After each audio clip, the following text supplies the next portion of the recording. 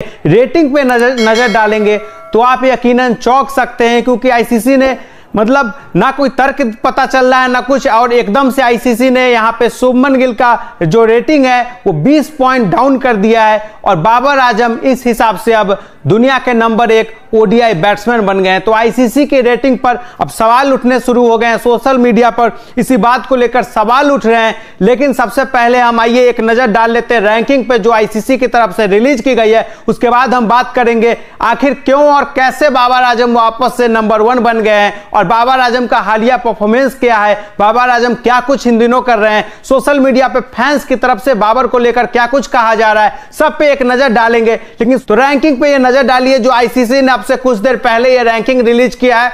इस रैंकिंग में आप देख पा रहे होंगे बाबर आजम का जो रेटिंग है, जो पॉइंट है बाबर आजम का, आप देखिए 824। ये पहले भी था 824, जब शुभमन गिल नंबर 1 बने थे वहां पे भी बाबर 824 पॉइंट के साथ नंबर 2 पे खिसक गए थे। क्यों?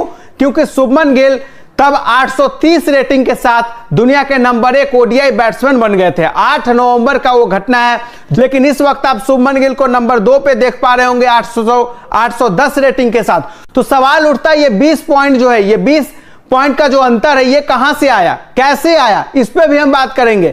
विराट कोहली आप देख सकते हैं नंबर 3 पे हैं 775 के साथ और वो आ रहे हैं। लेकिन सवाल इस वक्त हर कोई यही जानना चाह रहा है आखिर शुभमन गिल का जो 20 पॉइंट है, ये जो रेटिंग कम हुआ है, आखिर क्यों और कैसे कम हो गया। बाबर का वो बरकरार रहा 824 तब भी था, 824 अभी भी है, और जैसे ही गिल का यहां पे 20 रेटिंग कम होता है गिल नंबर 2 पे खिसक जाते हैं और बाबर 824 रेटिंग के साथ आपको पहले नंबर पे दिखाई दे रहे हैं। तो सवाल अब यहां पे ये बन रहा है कि आखिर कैसे गिल का रेटिंग डाउन कैसे हो गया। हम आपको स्टार्टिंग से बताते हैं, गिल जब नंबर 1 बैट्समैन बने थे 8 नवंबर का वो दिन था जिस दिन आईसीसी की तरफ से ऐसी ही रेटिंग आती है और गिल 830 रेटिंग के साथ दुनिया के नंबर 1 बैट्समैन बन जाते हैं। बाबर आजम 824 रेटिंग के साथ दुनिया के नंबर 2 बैट्समैन ओडीआई बैट्समैन वहां पे बनते हैं। उसके बाद से अगर हम मैच पे नजर डालें, ओडीआई मैच पे नजर डालें, तो शुभमन गिल 3 ओडीआई मैच खेलते हैं तो 51 रन, 80 रन और 4 रन। इस नंबर 1 रैंकिंग पे आने के बाद गिल 3 ओडीआई मैच खेलते 51, 80 और 4।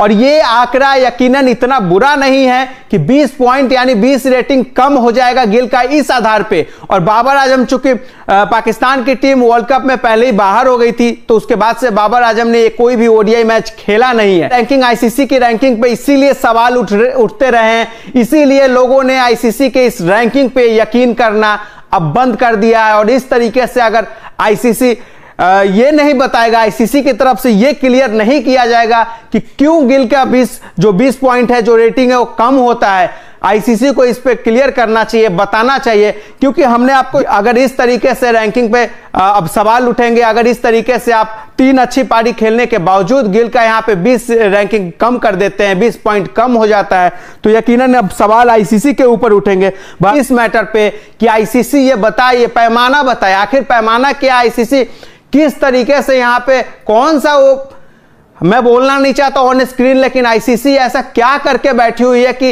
एकदम से इन्हें 3 में से कम तकरीबन 51 और 80 रन की 2 अच्छी पारियां गिल खेलते हैं, इसके बावजूद आईसीसी कैसे 20 रेटिंग कम कर देता है शुभमन गिल का। तो इस पे सवाल है कि आपके बैटर बाबर आजम बन चुके हैं एक बार फिर ओडीआई में नंबर 1। कांग्रेचुलेशंस, क्योंकि वर्ल्ड कप के बाद ओडीआई में बिल्कुल भी अच्छी परफॉर्मेंस नहीं थी बाबर आजम की, पर अब बाबर आजम नंबर 1 बन चुके हैं। क्यों भाई? क्योंकि इंडियन टीम की बदौलत शुभमन गिल को हमने साउथ अफ्रीका के लिए ओडीआईज में रेस्ट कराया। अब रेस्ट कराया जिसकी वजह से Shubman Gill loss the points as he was rested in South Africa ODIs, मतलब उनके पॉइंट्स गिर गए क्योंकि उन्होंने वो साउथ अफ्रीका के ओडीआईज मिस करे, उन्हें रेस्ट दिया गया। तो इसीलिए अब नए नंबर 1 आपको दिखेंगे बाबर आजम, आपके प्यारे बॉब्जी द किंग कर लेगा।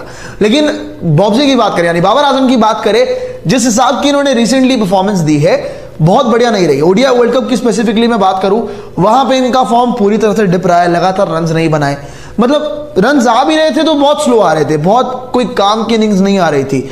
और मोहम्मद आमिर ने एक बात कही थी कि आप नंबर 1 शायद इस बार लगातार बने रहते, क्योंकि जैसे बड़े बड़े बैटर्स की हम बात करते हैं वो लगातार सभी मैचेस नहीं खेलते, कभी कभार वो मिस कर देते हैं, जैसे कि आप आयरलैंड के खिलाफ खेल रहे हैं या जिम्बाब्वे के अगेंस्ट खेल रहे हैं, बाबर आजम खेलते हैं। पर बाबर आजम से क्रेडिट छीनने वाली बात भी नहीं, क्योंकि जिस हिसाब की क्वालिटी है इनके पास, जिस हिसाब से बैटिंग करते हैं, वो टेक्निकल जो टेक्निक जिस हिसाब की है इनके पास वो बहुत जबरदस्त है।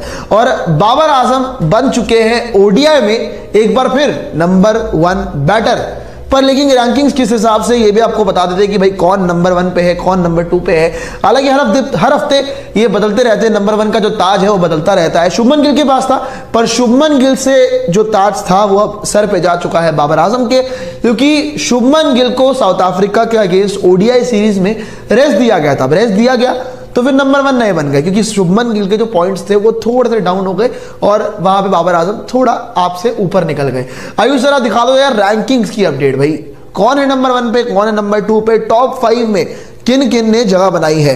भाई पहले देखिए, पहले स्थान पे है आपके बाबर आजम 824 की रेटिंग्स के साथ, और